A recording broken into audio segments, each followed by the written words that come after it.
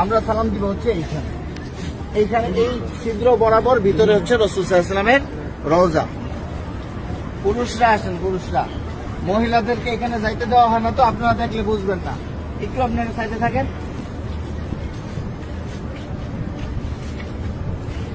আমরা ভিতরে যাব হচ্ছে এইভাবে, আমাদের বাম দিকে থাকবে রওজা। রওজা থাকবে কি বাম দিকে। ভিতরে কথা বলার কোনো সুযোগ নাই, বেশি সময় দাঁড়ায় থাকারও সুযোগ নাই। প্রথম দুইটা ছিদ্র থাকবে, যে দুইটা ছিদ্রের ভিতরে কোনো কিছু নাই। কবরের জায়গা ফাঁকা আছে, এখানে হযরত ঈসা আলাইহিস সালাতু ওয়াস সালামকে দাফন করা হবে। ওই পাশে হচ্ছে হযরত ইমাম মাহদিকে দাফন করা হবে। তো এই যে প্রথম দুইটা ছিদ্র ফাঁকা, এখানে অনেকে দেখবেন সালাম দিতেছে, ভিড় লেগে আছে। এখানে সালাম দিব না, আমরা সালাম দিব হচ্ছে এইখানে। এইখানে এই ছিদ্র বরাবর ভিতরে হচ্ছে রাসূল সাল্লাল্লাহু আলাইহি ওয়াসাল্লামের রওজা। এই জায়গায় সালাম দিব, দেখবেন যে এরকম যেই ছিদ্রটা, এইটার সাথে কিন্তু কোনোটার মিল নাই, ঠিক আছে। এই বরাবর নবীজিকে সালাম দিতে হবে। রাসূল সাল্লাল্লাহু আলাইহি ওয়াসাল্লাম এখানে জীবন্ত অবস্থায় শুয়ে আছেন, ডান কাত হইয়া, নবীজির মাথা এদিকে, পা হচ্ছে এদিকে, ঠিক আছে। রাসূল শুয়ে আছেন, উম্মতের সালাম গ্রহণ করতেছেন, হ্যাঁ, সরাসরি সালাম গ্রহণ করতেছেন। তারপরে এখানে আবু বকর রাদিয়াল্লাহু আনহুর কবর, এই বরাবর এখানে আবু বকর রাদিয়াল্লাহু আনহুকে সালাম দিতে হবে। কিভাবে সালাম দিব?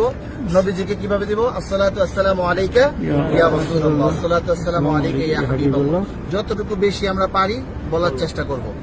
সালাম দেওয়ার সবচেয়ে সুন্দর সময় হচ্ছে রাত্রে 10:30টার পর থেকে নিয়ে রাত্রে 1টা-2টা পর্যন্ত ফাঁকা থাকে, ভিড় থাকে না। আর দিনের বেলা সকাল 7টা থেকে নিয়ে একেবারে জোহর পর্যন্ত কি ফাঁকা থাকে, ফাঁকা। আসরের সময় থেকে নিয়ে এশারের পর পর্যন্ত কি থাকে? ভিড় থাকে। যত বেশি পারেন নবীজিকে সালাম দিবেন। যদি সালাম কবুল হয়ে যায়, আল্লাহ নবী বলতেছেন যে আমার রওজায় যে সালাম দিল তার উপরে, আমার উপরে ওয়াজিব হয়ে যায় তার জন্য হাসরের ময়দানে সুপারিশ করা। আমার সালামটা যদি গ্রহণ করেন নবীজি, তাহলে আমাদের এইটা নাজাতের উসিলা হয়ে যেতে পারে। যাই হোক, বলতেছিলাম এই বরাবর আবু বকর রাদিয়াল্লাহু আনহু, আবু বকর রাদিয়াল্লাহু আনহু মাথা এদিকে, পা এদিকে। নবীজির মাথা এখানে, রাসূলের পা এই পর্যন্ত আসছে। রাসূলের শরীরের ওই পাশে হচ্ছে কি আবু বকর রাদিয়াল্লাহু আনহু। আবু বকর রাদিয়াল্লাহু আনহু ঘাড় বরাবর হচ্ছে হযরত ওমর রাদিয়াল্লাহু আনহু, উনি আরো ওই পাশে, ঠিক আছে। নবীজি এখান থেকে এভাবে শোয়া, রাসূলের পরে হচ্ছে আবু বকর রাদিয়াল্লাহু আনহু শোয়া, তারপরে হচ্ছে হযরত ওমর রাদিয়াল্লাহু আনহু। এইখানে হযরত ওমর রাদিয়াল্লাহু আনহুকে সালাম দিতে হবে। তো এইখানে নবীজিকে সালাম দিব আমরা। আর রাসূলকে অনেক মানুষ আমাদেরকে বলছে না সালাম দেওয়ার জন্য, তো আমরা নিয়ত করবো যে আমাদেরকে যত মানুষ সালাম দিতে বলছে তাদের সকলের পক্ষ থেকে সালাম, আসসালাতু আসসালামু আলাইকা ইয়া রাসূলুল্লাহ, ঠিক আছে। তারপর আবু বকর রাদিয়াল্লাহু আনহুকে সালাম দিব, হযরত ওমর রাদিয়াল্লাহু আনহুকে সালাম দিব।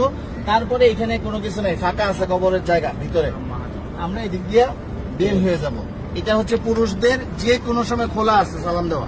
আর মহিলাদেরকে ঠিক রওজার পিছন দিক দিয়ে দিবে সালাম দেওয়ার জন্য একদিন। কথা বুঝতে পারছেন? একদিন সুযোগ আসবে রিয়াজুল জান্নাহ নামাজ পড়ার জন্য, এবং সালাম দিবেন রওজার পিছন দিক থেকে। আর মহিলারা বাহির দিয়া প্রতিদিনই সালাম দিবেন আপনারা বাহির থেকে, হ্যাঁ। এই পাশে আসেন।